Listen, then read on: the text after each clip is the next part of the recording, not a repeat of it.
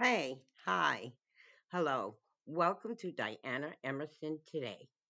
We are listening to An Unexpected Killer. December 1994, Catasauqua, Pennsylvania. A woman and her infant son are reported missing. He called the police and he said something is wrong. His wife is missing. Their disappearance sends shock throughout the community. Everyone is easily able to identify with a situation like this and kind of put their own family in their shoes. There was some worry that she had been kidnapped or killed and that there was a killer out there. So there was some fear in the community. 4 months later, and their bodies are discovered in rural woodlands, brutally murdered. The cause of death for Joanna was a gunshot to the face, to her head. And they could tell that it was a .22 caliber bullet. When the police finally identify the suspected killer, they deny all knowledge. She professed her innocence, and she made the case that she had done good things in life. The fact that she had lied about owning a gun, the fact that she had no alibi that stood up. This is the heart-wrenching story of Joanne and Alex Katranak, their terrifying disappearance, and what fueled their killer to commit such a murder. The jealousy was so great that this became the motive for murder.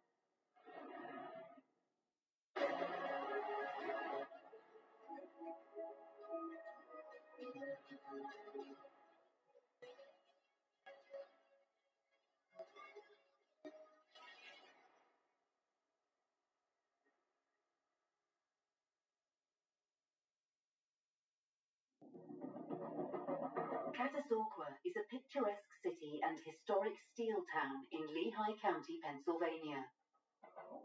Catasauqua is a diverse community. We have approximately 6,700 people. We're 1.3 square miles, and we're bordered by Lehigh Valley International Airport, the city of Allentown, Whitehall Township, and to the north, North Catasauqua Borough. We do have our share of crime, but not so much violent crime. On December 15th, 1994, Andy Katranak arrives home to an empty house. Unexpectedly, his wife Joanne and baby are not there. He came home, I believe he noticed that preparations had started for dinner. There was some chicken out, but she wasn't home. He thought she might have been home already, and she was not. He waited a little while, and I believe it was around 8:30. He started to get more and more concerned she wasn't home yet, and called his mother. She was actually supposed to meet his mother earlier in the day to go Christmas shopping. His mother said that Joanna had never showed up. You can imagine what's going through this poor man's mind at the time. He's worked hard all day. He's been doing that for a while, working on some friend's home about 10 miles from home. In the days before cell phones, he hasn't been in touch with his wife or his baby, who is 4 months old, by the way, all day long. Gets home. She's supposed to be home. He knows that she's gone shopping. So at first he's thinking, oh, maybe she was held up shopping. Things are not so startling to him at that time that he sits down. I believe he has a beer. Maybe he looks at the paper. But then he starts getting worried and he starts going through the house. And he goes down to the basement and he sees this basement door, this old basement door that they never use, is ajar. And the hinge on it has been broken. Amazingly, though, he doesn't immediately think break-in, kidnapping. He thinks kids, teenagers. He doesn't think that someone has really done anything because he can't find anything amiss in his house. Nothing seems to be taken. Everything seems to be in its own place. But as time passes, Andy grows concerned and contacts the police. When Andy called the police about 10:30 that night, he reported that the back door down to a basement area had been left ajar or broken into. I just talked to Allentown Police, and they told me to call you guys. I live in Caddy on Front Street. And my wife and my baby have been missing since like 2 o'clock this afternoon. And we just discovered that the downstairs basement door was jimmied open, and that's really got us worried now. The trouble with police, no matter where they are, if they're in small town Americana or if they're in a large big city, There are so many incidents of missing persons that when a man calls, "Where is my wife? She was supposed to be with my mother-in-law to go shopping. It's now 10:30 at night and she is not home." Well, this is just another missing person. This is just another situation. The police generally do not get all that concerned. Officers eventually respond to Andy Katranak's house to follow up on the call. An officer responded to that 911 call, went to the address on Front Street, and started his initial investigation. He discovered a hasp on one of the doors had been broken, and he also discovered some phone lines were cut. With police starting their investigation, they receive a second call, this time from Joanne's sister. It's now 3:30 a.m. in the morning, and Joanna still is not home. But her sister, Peggy, who knows what's going on and knows that Joanne is not anywhere to be found, lives about 50 yards away from McCarthy's bar, and she sees Joanna's car, a tan Toyota, in the parking lot. There's nobody in the car. It's locked. They call the police. County 911, do you have an emergency? Yes, my sister Joanne Katranak has a missing person found on her. We're at 740 Front Street, and we just located her car next door. Next door? Yeah, but she's not anywhere to be found still. Joanne's sister does make the call to the police. Now we found Joanne's car, and amazingly, we found it in a place where she's never parked before. She had her usual parking spot. We're all creatures of habits, and hers, not unlikely, was right behind the house where they had a parking area. Also, the car was backed in, and Angie knew that Joanne had a phobia about backing her car. She would work as hard as she could to avoid having to put that car in reverse. So now they call the police, and the police are out here again at the car. The police come to the scene. They get into the car. They find the seat has been pushed way up close to the driver's wheel. That doesn't make sense to anybody. It doesn't make sense to Peggy. It doesn't make sense to Andy. The police start to look in the car, and they find blonde hairs that look like they're covered with blood. That doesn't make sense. There's a can of mace in the back seat of the car, and there's no baby paraphernalia. Wait a second. This is a mother who has a baby. There should be baby bags, diapers, bottles. Nothing's there. I'd be looking at how many miles may have been put on that car since the time it was last filmed. We do an investigation as to when the car was filled last. The hair from a dark-haired woman, why there would be light hair in the car would be a question to me. And why would there be mace in there? Police start to suspect something sinister has happened and start examining Joanne's background and home life.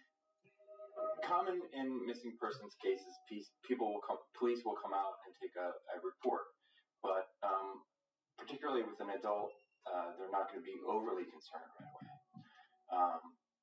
When they start to look into it, when they start to believe there's something more sinister going on, the people closest to the victim are usually very early on seen as suspects. And so it's not unusual to look at the husband, the boyfriend, or even an ex. Well, the first thing they're going to look at is look at the family members. Find out what the relationship would be between the husband and wife, what the relationship is in the family, and find out if there are any issues. That's the first place to start. Joanne was 24 years old, had been in a previous relationship that resolved with some domestic violence, and she was quite younger than Andy, about 14 years younger than Andy. Joanne, according to her family and friends, was really living a life of Camelot. But here she was with a 38-year-old man, 14 years her senior.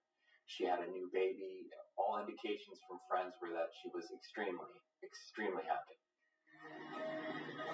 Andy was athletic. He was strong. He was tall. He was, well, Joanne said he was everything. But investigators know that appearances can be deceptive. and start to check out Andy's alibi and other possible reasons for her disappearance.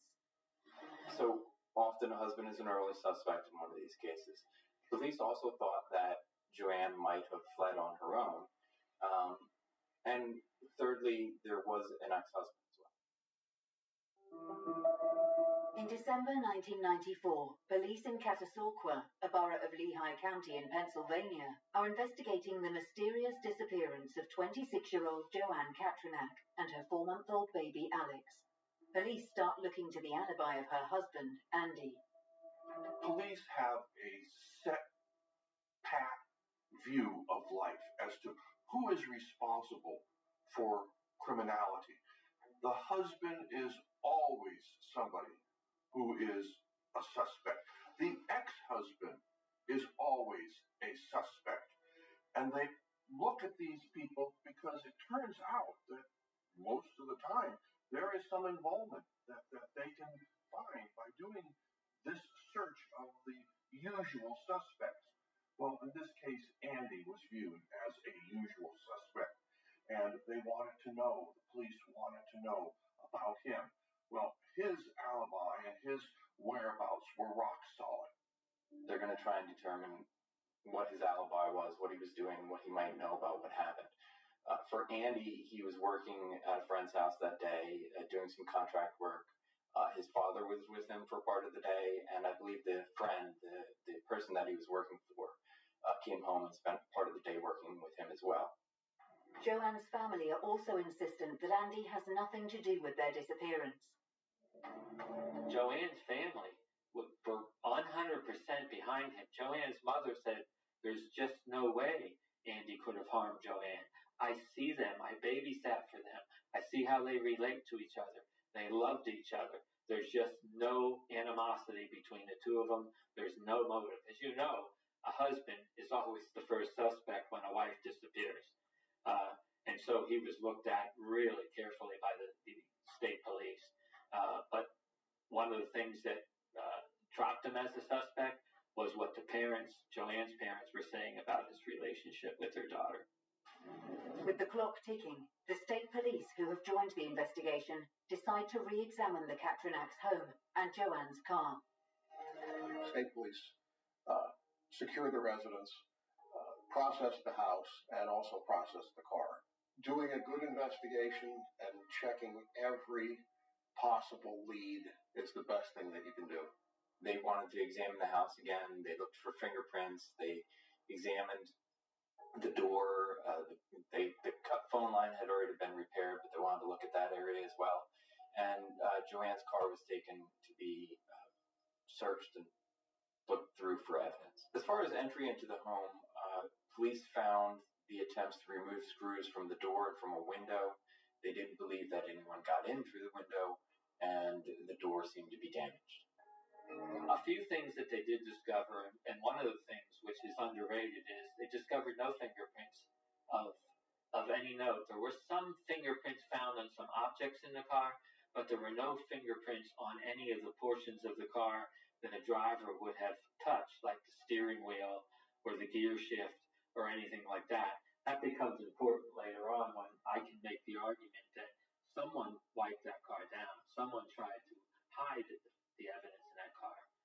What they do find out is someone who tried to wipe that car down missed. They found a tiny spot on the backrest of the driver's seat where there were 6 long, dirty blonde hairs. Along with that, and attached to that, they found very, very minute traces of blood on the backrest of that car in the same spot where the hairs were. And then later on, it subsequently was determined that that blood had been on the hair and therefore got onto the backrest from the hair. The thing to remember about 1993 is that DNA was just about to become a popular item, but it wasn't widely used. Common tools police used at the time were fingerprints and serology, blood typing. Investigators are starting to run out of other leads. So one of the reasons why police started to move away from the theory that Joanne had simply run away, there was no usage on her credit cards. She wasn't accessing her bank, and she hadn't taken much with her. The only items that were really missing were her purse and the diaper bag. And family members said to police if she was going somewhere, she would have taken more than just that. Reports of a missing woman and baby sends panic through the local community, and police start being inundated with calls and leads. Nobody disappears in Catawba, in Pennsylvania. It just isn't happening. But in this case, there now was a missing person. It always hits close to home when a member of the community, and something like that happens to them, they go missing. Sometimes it all depends on what the circumstances are, whether the family isn't getting along. But most of the time when somebody goes missing, it's a concern to everybody. Given the fact that it wasn't just Joanne that was missing, it was also a baby, a young child, just new to the world. It really stirs the heartstrings, particularly given the time of year, Christmas. It's a time people are thinking of family, thinking of one another, and to hear that his family is being torn apart. With a missing child, a community like Catasauqua or throughout the Lehigh Valley, we're talking about a lot of families, a lot of grandparents. Everyone is easily able to identify with a situation like this and kind of put their own family in their shoes. So when they see the posters go up, they learn that a baby is missing, that a mother is missing. It really stirs the heartstrings, and oftentimes it leads to a lot of tips. Police receive more tips than you can imagine, and oftentimes they lead in a lot of different directions. Sometimes they don't help at all. There were all kinds of reports. This happens every time there's a case. There's some people who want to inject themselves into the case, who want to become important by thinking they've seen something that's vital.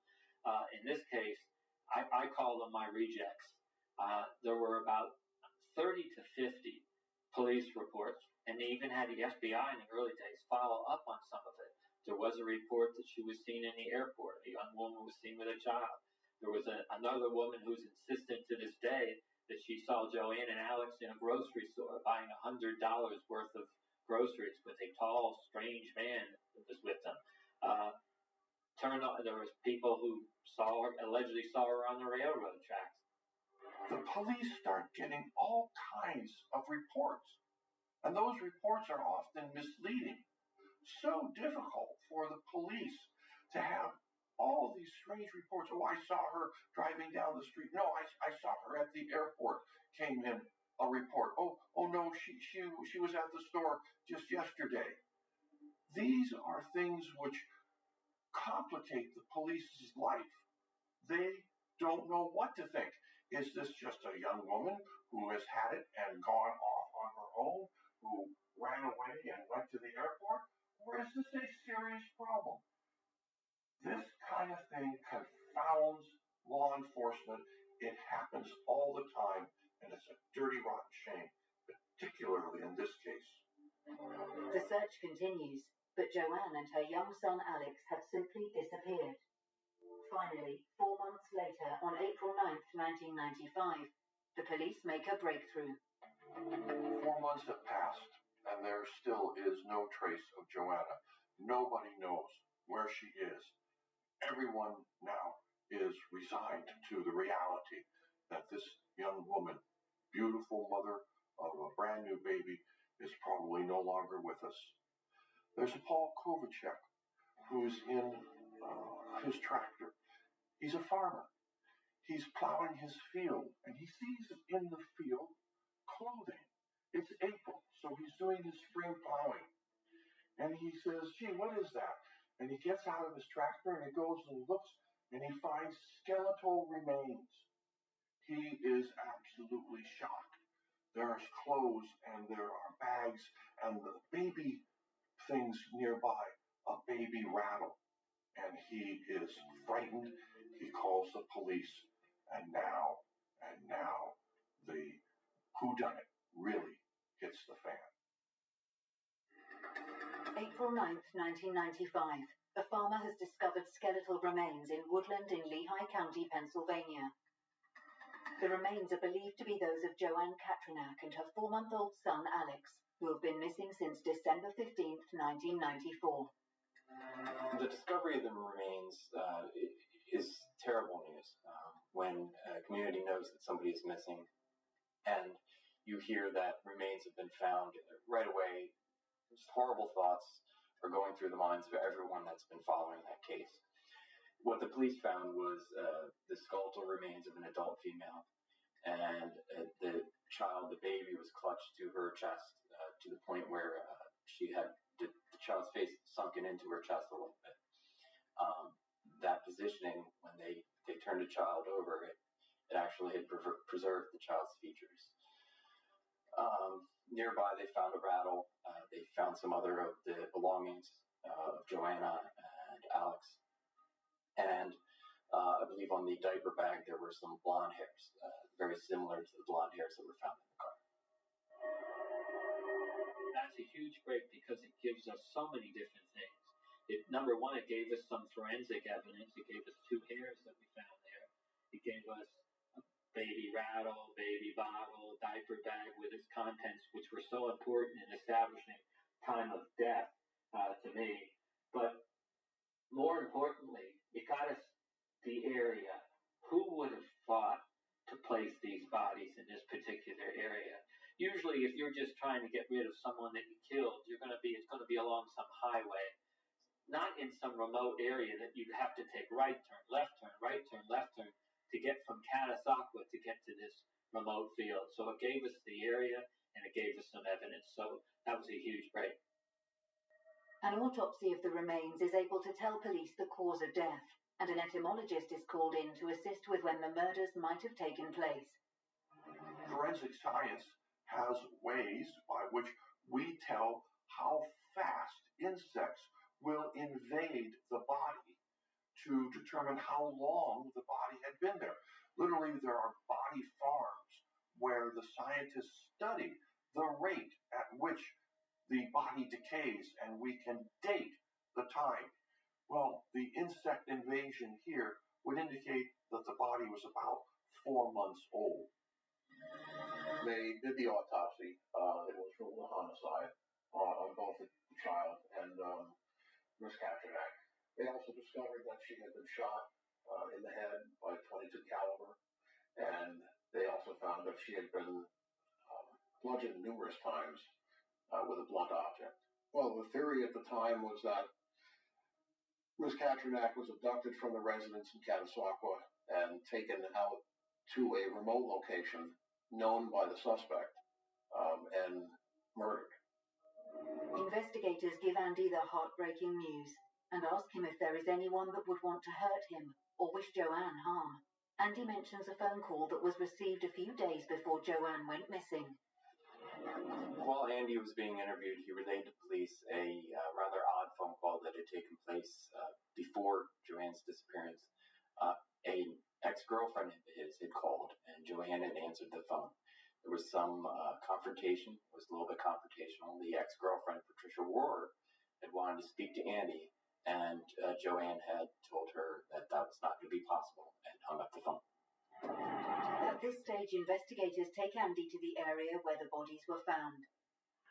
The police decided that they needed to take Andy on a tour of the area to see if he recognized anything or something was to ring a bell in his memory that might be helpful to them. They were driving around the Heidelberg area in Pennsylvania, and lo and behold, Andy says, "Wait a second, this is where my girlfriend Patricia used to board her horses. She would ride in this area. She knew this area very well." And the police said, we got a break. We got a break here. This ride along has created a memory, and we need to follow it up.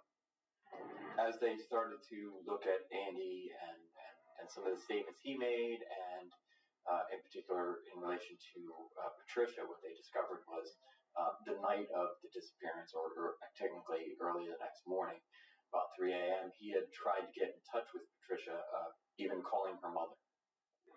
So when the state police and the FBI went to speak with Patricia Rohrer, she explained to them that she was suspicious of the fact that they had had a child because she didn't think that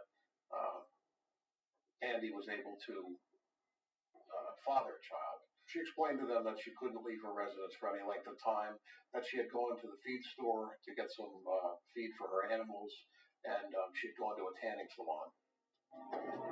After speaking with Patricia a second time, much of her alibi and description of events began to unravel. The first time she had been very helpful. She had spoken to police about Andy and his relationship, questioned his paternity of the child. But during the second interview, what they realized is she didn't have receipts for any of the locations she said she had gone to, including for the animal feed.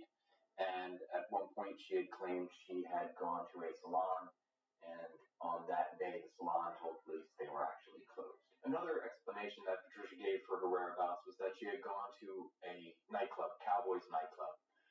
When police went to check on that claim, they discovered that attendees had to sign in to the nightclub, and yet there was no sign-in for Patricia Rohr. Police learn more about Patricia's background. Patricia Rohr was an old girlfriend of Andy, a live-together type relationship back from, I believe, 1985 through 1989. They broke up. Seems to me it was fairly mutual. Patricia would then contact Andy. Andy would never contact her, but he'd be friendly with her when she would contact him by telephone. In 1990, Patricia Rohr asked Andy if he would help her out. Rohr was beaten up. Andy came to her rescue, and Andy let her stay in his home. In 1990, the home where Joanne was taken from, for about somewhat less than a week, sometime in 1990. That relationship with Andy, as far as Andy was, it was over. As far as Patricia is concerned, we believe that she still wanted to connect with Andy on some level. The evidence gathered from the car and crime scene gives detectives a breakthrough in the case. There were 6 blonde hairs in the automobile that Joanna drove, that her sister discovered in front of McCarthy's. There were hairs which were discovered on Joanna's body out in the field, which were covered with blood, as were the hairs in the car, also covered with blood. And that blood turned out to be Joanna's, or perhaps the baby's blood. They weren't able to make the positive match, but it was close enough that they could tell that it was either Joanna's or the baby's blood. And then, in addition, in the bags which were found at the scene of the crime, there were more blonde hairs. Now, Patricia says, I'm not blonde. I'm a brunette. I have dark hair, you see. And when the police went to talk to her, lo and behold, her hair was dark. It wasn't blonde. Patricia was a big horse enthusiast. About the time of the incident, Patricia was involved in a riding competition. Police looked at some photos of that competition and noticed that she had blonde hair, not the dark hair that she had when they interviewed her. But then a photograph surfaced where she was riding in a competition in Oklahoma just a couple weeks earlier than Joanna's disappearance, and she had blonde hair. The examination of the hairs that police found is that they had been bleached blonde, and this was the connection that the police were looking for. And once a known sample from the suspect was obtained, Patricia Rohr, we would compare the question sample from the seat back of the car to the known hair sample of Patricia Rohr microscopically, so that we could see if the characteristics were the same or different. If they're different, that's where the examination would stop. The characteristics look enough like the question sample from the hairs found on the seat back of Joanne Katranek's car for us to proceed with a mitochondrial DNA examination of that hair and compare the mitochondrial profile of at least one of those hairs on the seat back to the known mitochondrial DNA profile of Patricia Rohr. At the end, we found that the mitochondrial DNA profile from Patricia Rohr, the known, was the same as the mitochondrial DNA profile from the hair, which can't tell us that that hair came exclusively from Patricia Rohr. But at that point, we knew we could not exclude Patricia Rohr as a source of that hair. The things which led the police to have a strong, compelling case, one beyond a reasonable doubt, were the hairs. The DNA, the mitochondrial DNA match between those hairs found at the crime scene, found in the car, that they matched with Patricia. That really was what we will say game, set, and match. It was all over for her. But there was more. It was the lies which she told. The lies of saying, hey, I was at the Cowboy nightclub. You weren't there. Hey, I was at the salon. You weren't there. Hey, I bought feed at the grain store. Didn't have any receipts. Didn't happen. Those lies came back to absolutely haunt her when the police went to Patricia's house and they arrested her. One of the police officers overheard Patricia saying to her newborn child, if I had known, I wouldn't have brought you into the world if I thought I was going to be caught. But Patricia Rohr pleads not guilty, and the case will go to trial.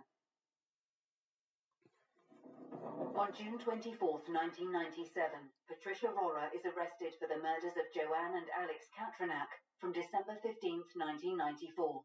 The Catasauqua Police and Pennsylvania State Troopers investigating the murders believe they have enough evidence against her to secure a conviction. We have the DNA, which is clearly about 60% of our case, but we also have motive, opportunity, means, false statements, phony alibis, and behavior that's just not consistent with innocence. So based on that, I told my boss that we had enough to convict, and we filed charges against her, and she was arrested on June 24th, 1997. When police zeroed in on Patricia and decided to make a move to arrest her, they caught part of a conversation she had with her infant child, where she said, if I had known they were going to catch me, I would have never brought you into this world. While preparing for trial, investigators and prosecutors learn more about Rohr's history. Patricia had an odd background. It wasn't so odd as to that other people of her nature, of her ilk, didn't have similar backgrounds, but the oddities here were enough that they're noteworthy. She would live in North Carolina, then she would move away, and then she would come back. She was a car salesman with a car dealership where people said she was very personable. She worked in a photography studio with her mother, and she would do photography with clients that thought she was very good at this. Then she got into trouble with neglecting her animals, and she was charged with animal abuse, which became very significant in this case because she had to have the receipts for the feed, which she fed the animals, and she didn't have it. And she was with Andy for a while, and then she was not with Andy, and then she wanted to get back together with Andy. And jealousy was so critical in the motive for this murder. The little I know is that her father did die at an early age of hers. I think she had a back injury from a car accident. She had a marriage which didn't last very long. Even after ending her relationship with Andy ended, friends noted that she continued to talk to Andy. Multiple ex-boyfriends mentioned that sometimes she would compare them to Andy. So for her to continue to call Andy, to find out that Andy had a child with another woman, that could certainly spark an obsession or an extreme jealousy. Patricia Rohr's trial starts on Monday, February 9th, 1998. The prosecution bases its case on forensic evidence, circumstantial evidence, and Rohr's obsession with Andy Katranak. It was a powerful opening argument for the prosecution. They pointed to 8 items.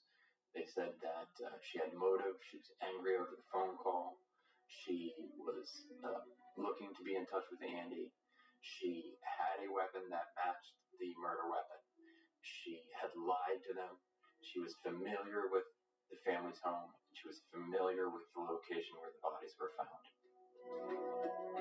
We gave 8 different areas of evidence that we would be presenting, telling the jury exactly what I was going to do in the case. I also gave them, and it's standard for me, and especially in this case, I gave them a little warning about circumstantial evidence. In Pennsylvania and most states, if not every one of them, circumstantial evidence, if strong enough, is sufficient for you to render a verdict of guilty beyond a reasonable doubt. In this case, since the evidence was largely circumstantial, I really beat that and made sure that they understood that sometimes circumstantial evidence is stronger than direct evidence. I believe that she surveilled the Katchenok residence from the late hours of the 12th to the early morning hours or the midday on the 15th. I believe that she saw Andy's comings and goings. I believe she learned from his comings and goings that he went early, arrived back late. I believe that she saw Joanne's comings and goings. I believe that she saw where the car was parked. She knew the house. She knew this basement. I believe that she went down to the basement door.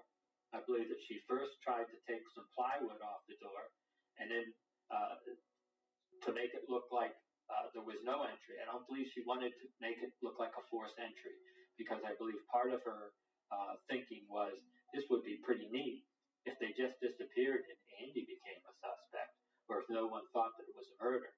I believe that she didn't want to do anything there, but I believe that she wanted to abduct Joanne and Alex. I have no idea if she meant to kill them right away. Maybe she wanted to get the last word with them to really give Joanne a scare. I believe that when she heard Joanne was going out, I believe that she ambushed her as Joanne was putting Alex into the car.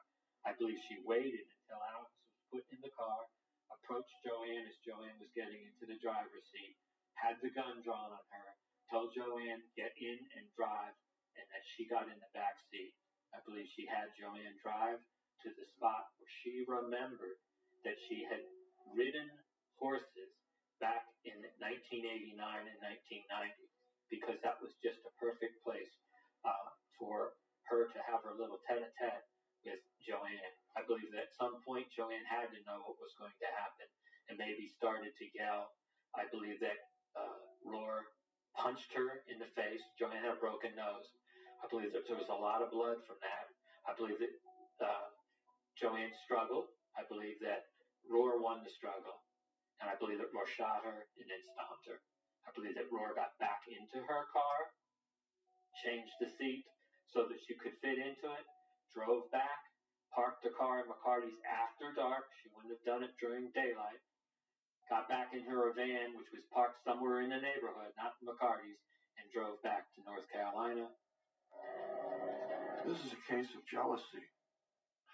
This is a case of where a phone call is made and a woman says to another woman, get out of my life. I am with this man now. He's not yours. This is jealousy, which seems to be one of the most ancient of motives for killing. It was something that triggered an uncontrollable rage, which resulted in shooting a woman in the face, 19 bludgeoning injuries to her body, and the death of a newborn child. Jealousy. Powerful, powerful tragedy. Some more really good detective work is our forensics showed that the bullet that was removed from Joanne's skull could have been fired by certain types of firearms. One of them was a .22 Jennings. Other ones too, but with circumstantial evidence they were looking for a possible .22 Jennings as the murder weapon. The death could have been caused by either the shot to the face or the blunt blows to the body. Either one separately either could have been the cause of death. But blunt force and shot to face were the cause of death. Police were never able to locate the firearm that was used to kill Joanne. They did know it was a .22 caliber handgun. An ex-boyfriend told police that Patricia did have a .22 caliber handgun. She had purchased it from a gentleman in a wheelchair. When they discovered the body in the field and the coroner examined it, they could tell that there was a gunshot right to her face, which was the cause of her death and the fatal blow, and they could tell that it was a .22 caliber bullet, which caused her death. They're looking for somebody with a gun, a .22. They asked Patricia, "Do you own a gun?" "No, she does not have a gun," she said. Well, that turned out to be an absolute lie. The former boyfriend of Patricia said, "Oh, gee, we went to a garage sale, and there was this guy. He was in a wheelchair, and he had a .22 gun, and he sold it to Patricia. But the gun was really strange because it only could do one shot, and then it would jam. So all you could expect from this gun is one bullet." Well, this was a lie that trapped Patricia. I think that $50 gun was thrown away in the nearest pond as soon as the crime was committed.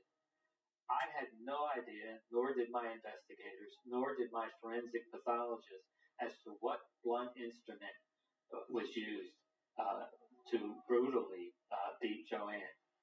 I don't think we were thinking outside the box at the time. The jury leaves to deliberate, and it is an anxious time for the prosecution and investigators. My glass is always half empty. And so even though I thought we presented the best possible case we could, and I thought, parenthetically, that she was her own worst enemy, she convicted herself by her attempting to lie about every issue in the case. Ridiculous lies. Things that made her, to anybody, look absolutely guilty. So I was pretty well convinced that she had convicted herself. But I'm always worried about what a jury's going to do. The jury was out 4 hours, came back with 2 questions, went back half hour later, convicted her. This is after a 4-week trial. She got life in prison without possibility of parole. And, I have to say this, is that the victim's family, Joanne's parents, were against the death penalty. They told me that, and so I did not advocate for the death penalty. But it's not my call. It's the jury's call. And this is a death penalty case. It really is. I mean, the murder of a woman and a 4-month-old baby. But I left it completely in the hands of the jury, and I did telegraph to the jury that I was not requiring or asking for the death penalty. I've never been a death penalty proponent. I was happy that our exams worked and gave the prosecutor information that could be used to help the jury make a decision about what happened in the case. If I was going to ask Patricia one thing, it would be, was it worth the life of a mother?